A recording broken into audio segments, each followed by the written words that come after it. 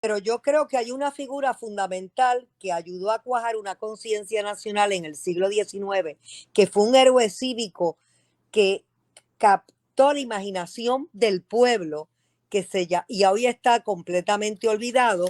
Y esa es una de las figuras de las que le quiero hablar, que es José Gualberto Padilla, que se conocía con su seudónimo del Caribe. José Gualberto Padilla, según lo narran en su época, decían que no solía escribir en mesa de estudio como los demás poetas, sino que escribía en la soledad de los caminos mientras viajaba a caballo. Él tenía unos caballos de muy buena andadura y le ponía una silla larga atrás, de manera que él podía poner las riendas en el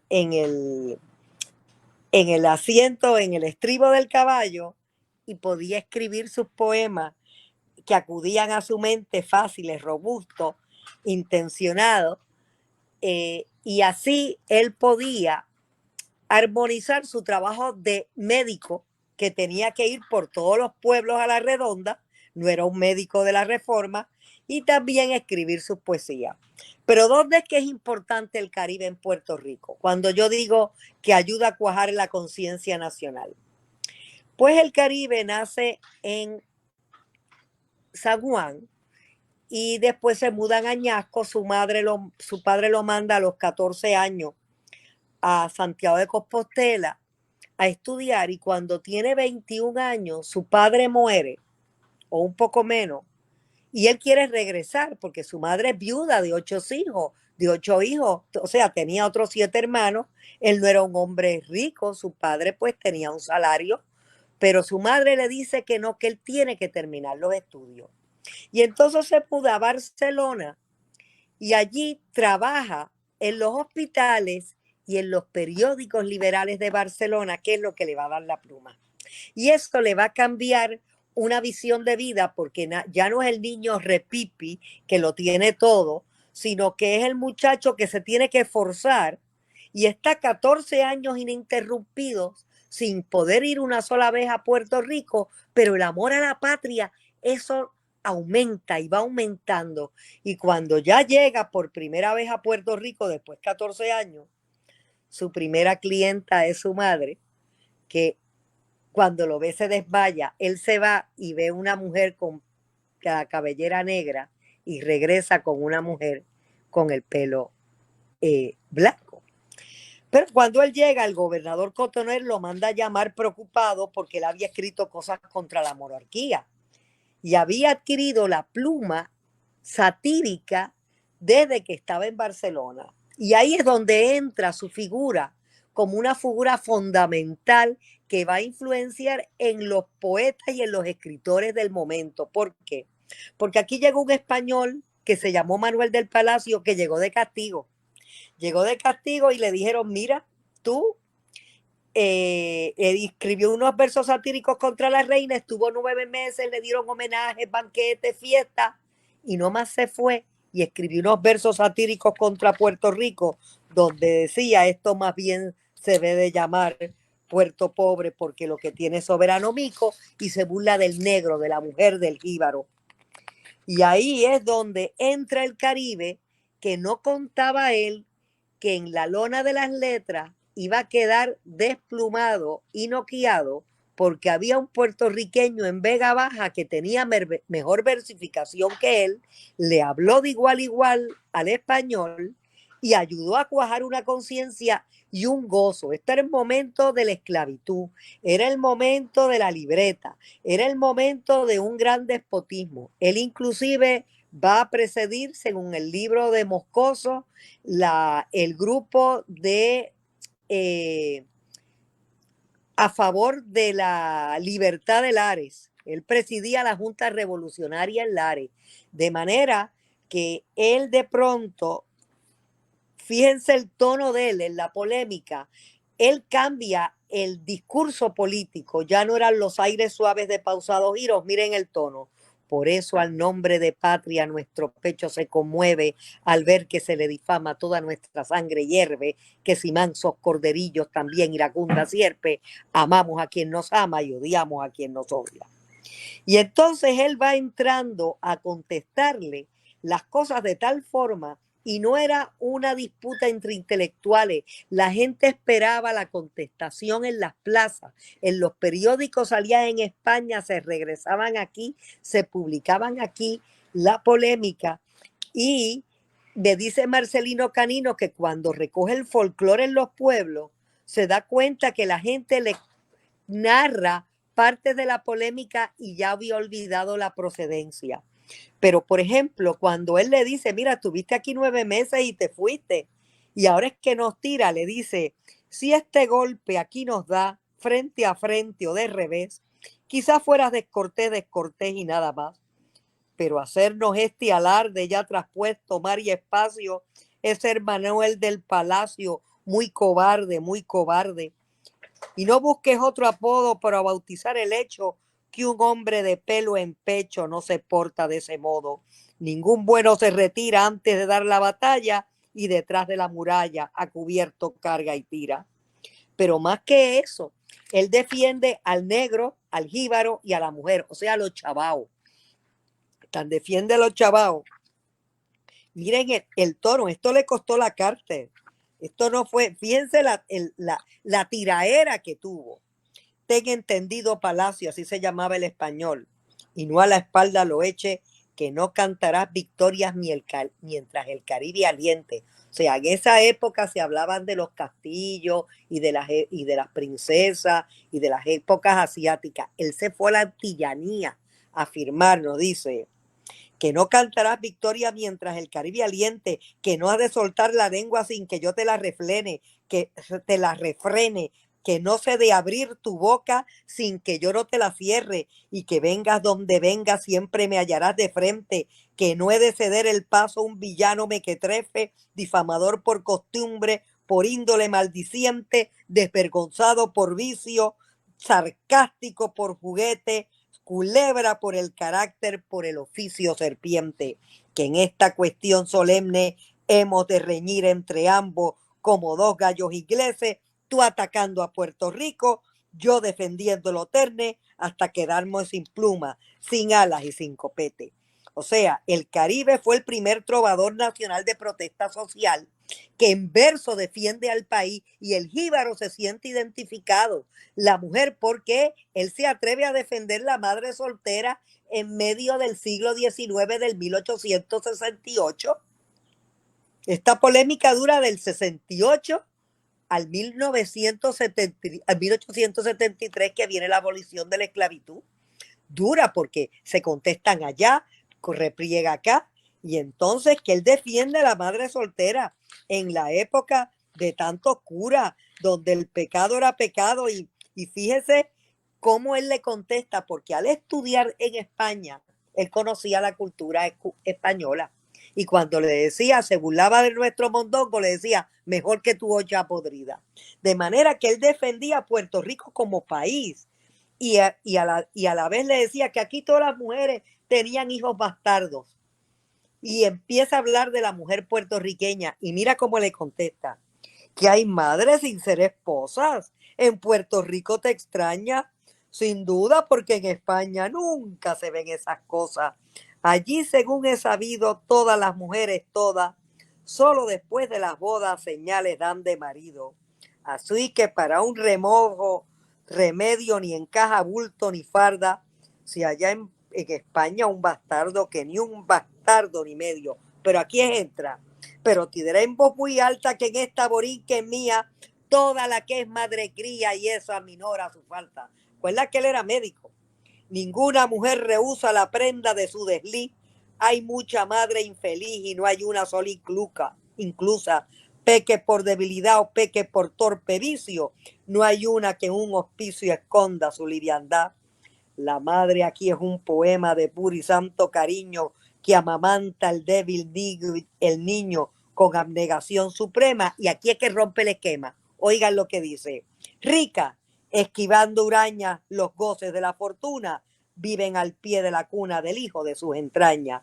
Pobres, viviendo en andrajo y en afanar incesante, ganen para el tierno infante el noble pan del trabajo, y antes de arrojarle un día de sus maternales brazos, el corazón a pedazos arrancársele podía. Noble figura que alegre el alma y la vivifica, noble si es pobre y si es rica, noble si es blanca y si es negra. Respeta su nombre, pues, a tu gloria y a su fama, y ya que no con la dama, sé con la madre Cortés. O sea, el Caribe habla de igual a igual al español, ahí no había colonialismo espiritual. Y hace la defensa del negro, y le dicen que va y que vale más que cualquier blanco, sin que le falte un pelo, vale más que en algún Cáucaso, o sea, blanco. Ayer cosas, hombres, hoy. Eso fue en el 73, acababan de darle la abolición. Esclavos ayer, hoy libres, no el arma contra ellos vibres, por lo que voy a decirte, voy viendo por la vez primera el sol los puros destellos, no son responsables ellos de su historia lastimera. Yo no soy responsable de su esclavitud. Guarda que el porvenir les dé nombre justo y digno, entre tanto sé benigno con quien empieza a vivir. Y aquí estas páginas cierro, pues cumplí con mi linaje en ultraje por ultraje, dándole hierro por hierro. Esto le costó la cárcel y le decía que aquí todo el mundo era vago y decía, vente aquí por medio peso y una ración cada día, pero miren, él abre el café y el tabaco por la guarda y el plátano por el pie. O sea, que él fue contestando cada cosa y le decía que aquí hay pobreza y le decía, ¿y dónde nuestro oro podrás encontrar de fijo? ¿Y quién se lo llevó? Y cuando se metía con los negros decía, y mira que España termina en África. O sea, que él le contestó cada ángulo y a la vez con le decía al jíbaro, no te metas con él, noble como un caramelo, cuando a buenas lo trata, agrio con la retama, quien le lleva repelo. Y así somos, a las buenas, bien, pero a las malas ni con los guardias. De manera que él conocía la idiosincrasia puertorriqueña, pero esa polémica levantó el orgullo del país. El destierro, la cárcel eran las consecuencias a los que estaban condenados nuestros patriotas. Padilla fue doblemente admirado al escribir la polémica. Y tan es así que el Caribe, ¿cómo es que se llama? Los jóvenes dirigidos por Cayetano Colitoste publicaron en 1874 la primera edición de esa polémica que está en la colección puertorriqueña y dice Pedreira, el dueño era Pedreira, pero no se llamaba Para un Palacio y un Caribe, se llamaba Desengaños de la Vícada, porque ellos no esperaban que un poeta español liberal, que decía que era un liberal pasado por agua, que aquí lo trataron como un rey, viniera aquí después que se fuera a insultarnos. De manera que ellos publicaban Ando. Y fíjense cómo captó la imaginación del pueblo, que después de 26 años de la muerte, Ron el Caribe, cuando un poeta ha logrado estar 86 grados prueba fuera de la botella. Este hombre ya está completamente olvidado, pero fue por décadas y décadas. Inclusive Paco Arribibi hablaba de él y se las conocía porque entonces abuela le donó el libro a Mariano Villarón y se enseñaba en las escuelas. Yo se lo doné a César Rey y yo no sé qué hicieron con él y estoy dispuesto a donarlo. Si no lo quieren comprar, tengo hasta guía de maestro, porque esa polémica da un sentido de orgullo. Yo fui hace unos años, hace como 5 años a San Germán y me pidieron que hablara en el círculo de recreo. Y pues, verá de casualidad y me dicen, bueno, que usted habla bonito. Y dice, bueno, con esos criterios literarios, pero le voy a hablar de una figura que quiero. Y empiezo a hablarle del Caribe y para mi sorpresa, una mujer que no era muy mayor se levantó y me dijo, cuando en mi casa había un problema, mi madre decía, para un palacio, un Caribe, para un palacio, un Caribe.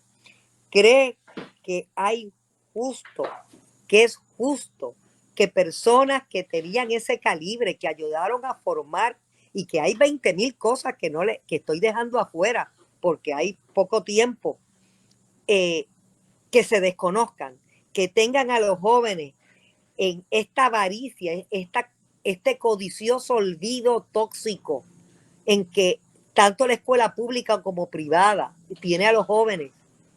Y mi padre tenía una cita muy buena del 81 que dice, si el Departamento de Instrucción Pública, que entonces se llamaba así, no busca las formas y maneras de inculcar en los jóvenes un amor por su lengua, historia y cultura, en una generación más habrá que un pueblo roto, vuelto contra sí mismo, en los paraísos alucinantes de la droga o en los tranquilizantes de los cupones de alimentos. Nosotros tenemos que romper ese olvido. Por eso me interesó que algunos días hablaré de mi poesía y hablaré pero me interesa en una secuencia hablar de cierto procerato patriótico en el país, porque se lo han, eh, se lo han arrancado a los jóvenes, lo, no los conocen. Y fíjate como él dice al final, tú dirás que me desmando, yo diré que lo merece. Tú que el agresor has sido, tú el que el osado imprudente con torpe chocarrerías, por echarte de cadete de tu posición abusas y ultrajas gratuitamente aquello que más estima los hombres honrados tienen, que es el terreno en que nacen y en el que viven y que mueren.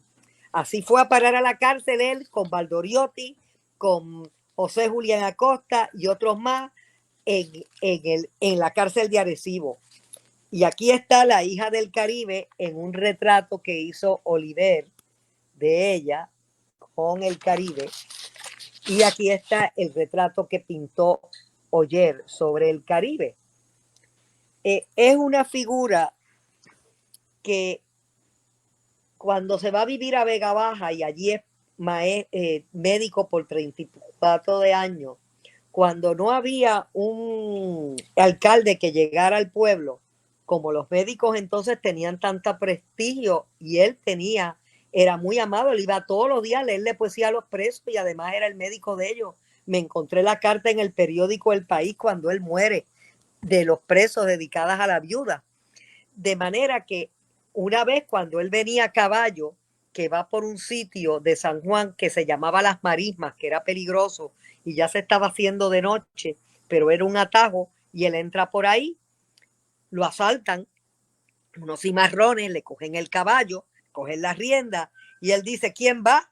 Y dice, no, don Pepe, usted siga, no hay problema, porque lo quería todo el mundo. Y él tenía lo que llamaban, cuando no había el alcalde, lo que llegaba, él no permitía pago ni entraba a la alcaldía, pero su casa que estaba frente en la plaza, casi lo que hoy día hay una ferretería, eh, eh, del lado de la catedral, se ponía un birrete y se sentaba en la acera a tratar a la gente como es interesante. Yo te diría que es la primera alcaldía sin paredes que se hizo. Que Fela lo hizo en San Juan después, tantos años después. Todos los miércoles abría de 7 de la mañana a 12 de la noche y no se iba hasta atender la última persona. Pero el Caribe lo hizo y una vez llega una mujer llorosa que a su hijo lo habían metido preso y que por favor lo ayudara y él le dijo, dígale al cabo que venga a verme. Y el cabo dijo, ¿y por qué metieron a este joven en la cárcel? Y dice, no, es que se robó unas cañas. ¿Y cuál es la multa? Pues aquí está, sáquelo fuera. De manera que tenía ese aspecto, pero además hizo otra cosa y lo narra también Marcelino Canino y hay otras circunstancias. Él con su hija Ana María Padilla abrió una escuela voluntaria para enseñar a los niños y adultos a leer y a escribir. Marcelino me dice que así su abuela aprendió a leer y a escribir. O sea, que él tenía una preocupación por la cultura, por la educación, por la libertad de su país, pero fue un hombre que sufrió mucho. La revista Índice, en que conmemoración de su centenario en 1929, analizando la aportación literaria de Padilla, dice, se analiza la aportación de Padilla y de Alejandro Tapia y Rivera. Dice, en la historia de nuestro desenvolvimiento, Padilla como Tapia son uno de los más fecundos iniciadores del sentido estético en nuestra literatura. Pudiera decirte que son ambos los precursores de nuestra poesía y nuestra prosa, porque entrañan el primer afán de rebusca y crítica que recoge en sus páginas nuestra historia. Padilla no solo fue creador, la lírica y la épica, confundidos en un milagroso connubio, dejaron espacio a la sátira, al humorismo, que eran desde cierto ángulo la única forma de crítica adaptable en aquella época. Dice, el estilo combativo de Padilla rompe con el romanticismo y consolida con su pluma justiciera y patriótica un lenguaje de lucha y resistencia. Su poesía agita la conciencia colectiva frente al romanticismo sentimental, que era muy hermoso, muy amoroso, pero no influía. Representa la actitud, dice Pedreira, es interesante, la actitud defensiva, polémica, centrífuga que está en contra de y a favor de, que es poesía de rabia y desesperación, escrita con el puño cerrado y los nervios en punta.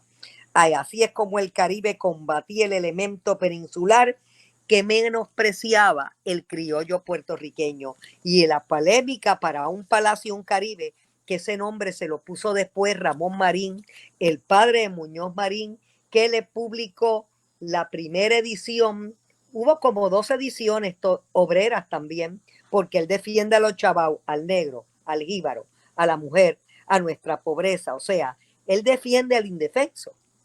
Y entonces, después que sacaron aquella edición en 1874 de Desengaños de la Vida, pues fíjate, lo pusieron para un palacio, un Caribe, y se hicieron en el siglo XIX, en el siglo XX hubo ediciones, y yo saqué esta edición que doné a la Interamericana para espantar el olvido, porque es una figura que inclusive en las escuelas deben usarlo como oratorio. Aquí el libro tiene lo que decía Palacio y lo que contesta él.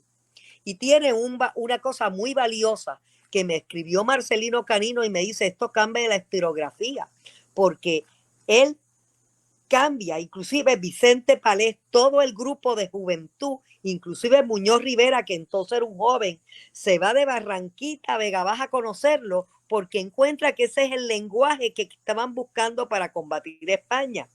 Y hay una, en este libro, para estudiosos también y para el que no lo sea, tiene 9 artículos de Mariano Abril, que era un gran periodista. Ahora mismo no hay un periodista de la cultura que tiene este hombre, si te lees esos 9 artículos. Escribe El Caribe y su tiempo, y escribe los 9 artículos, y donde dice una cosa interesante, que en esa época lo que se empezó como literatura, el que animaba la literatura era la madre de Gautier Benítez, que era poetisa, y habla del ambiente. Fíjate que no son solo 9 artículos del Caribe, es el Caribe y su tiempo, y cómo influenció, porque él había un periódico, El Duende, que era un periódico de peninsulares de estos incondicionales de España, que se pasaban escribiendo sátiras contra los puertorriqueños. Y cuando llegué al Caribe, de pronto los cayó a todos. Claro, los que vivían en España reconocieron el estilo del Caribe, pero ellos no se iban a imaginar, y entonces él usaba diferentes seudónimos. Pero la polémica es una cosa tan hermosa de amor al país, de defensa, y como las afrentas no pasan de moda, porque este hombre que llegó aquí después dice, aquí este es puerto pobre y lo mejor que tiene son los negros y las mujeres son bastardas y las madres los niños, y todo el mundo en silencio, y de pronto cuando vieron que alguien le contestó con mejor versificación que el español, le contestó cada una de las cosas de igual a igual y lo cayó, porque él se quedó con la última palabra. Eso cuajó, es como si lo hubieran ganado eh, eh, eso creó una efervescencia en un momento del grito del Ara, en un momento que casi nadie se atrevía a hablar, y algunos lo querían decir y no sabían cómo, y otros pues no podían. De manera que él arriesgó y dejó un, una estela de patriotismo y de valor y de amor al país, que es heredero de un amor a la patria que, el, que vio la poesía como trinchera. Y ahí entra. Disculpa, Elsa, para que vayas cerrando y nos despedimos en los próximos 4 minutos. Tienes 4 minutos para concluir. No sé Gracias. si alguien quiere hacer preguntas o porque, claro, he ido muy rápido porque se perdió tiempo, pero creo que es tan valiosa la figura del Caribe para ayudar a afianzar a valorar lo que ha sido la resistencia y la afirmación puertorriqueña, que no puedo dejar de mencionar también que cuando él muere en 1896, es, es cuando se enarbola por primera vez en un acto público la bandera de Puerto Rico. Y aquí está la foto de la bandera del entierro de él en Vega Baja, cuando se enarboló la bandera. José Gualberto Padilla lo describen de esta manera. Cayetano Colitoste decía que lo consideraban un superhombre. Podemos entender esa percepción si reflexionable su energía vital en favor de los demás.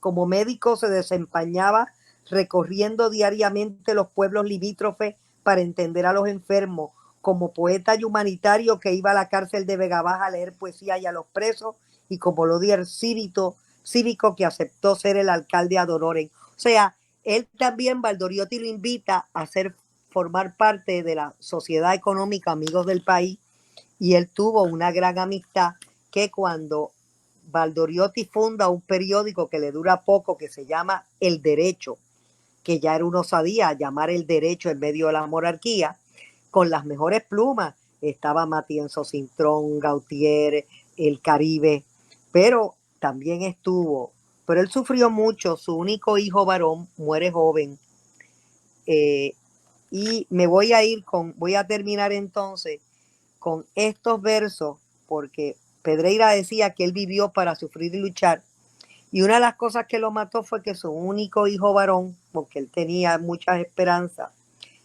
imagínate, un médico que no pueda curar a su hijo. Y antes se daba que la, las esposas de los gobernadores y de las militares le pedían autógrafos a la gente, y mucha gente lo que hacían era unas cosas tan elogiosas de esa, como él decía, por eso aprendan tal vez algunos de mis paisanos a no andar besando manos y a tener más altivez. Le escribe a esta señora que le pone porque no me manda el autógrafo, y fíjese qué forma hermosa él tiene de decir: bella señora, quizás enojada estéis conmigo, me llamaréis falso amigo y tornadizo además. Hay ya 2 años muy largos que está vuestro álbum aquí. Hayan sido para mí estos años tan amargos. Un hijo solo tenía, no lo tengo ya, señora. Murió, comprendéis ahora mi marasmo, mi atonía. Joven, gallardo, discreto, era aquel hijo a la vez, orgullo de mi vejez, de mis afanes objeto. Y padre y médico al par he sufrido al alma mía 2 años de su agonía sin saberlo remediar. Madre sois también, juzgad, y ante mi dolor insano, al seno llevaos la mano, comprended y perdonad. Entonces era un hombre que tenía la ternura del hombre de carácter, porque también le dice a Palacio en un momento dado, que le dice cosas tremendas, pero un día le dice: mira, pero te diré muy claro que entiendas al boricua, porque si algún día te encontrarás en desgracia, ningún solo borincano te dejará de dar la mano. O sea, él capta la idiosincrasia del puertorriqueño. Él empieza toda una filosofía de justicia social. Era un antiesclavista. Él era la Disculpa, educación, Elsa, y ya se acabó. Y besos para que tropicales. Y me voy con esta línea de él, que era la línea famosa: los grandes solo son grandes para aquel que se arrodilla. Para que tú seas más grande que yo, es que yo me incliné ante ti. Eso él nunca lo hizo. Besos tropicales. Espero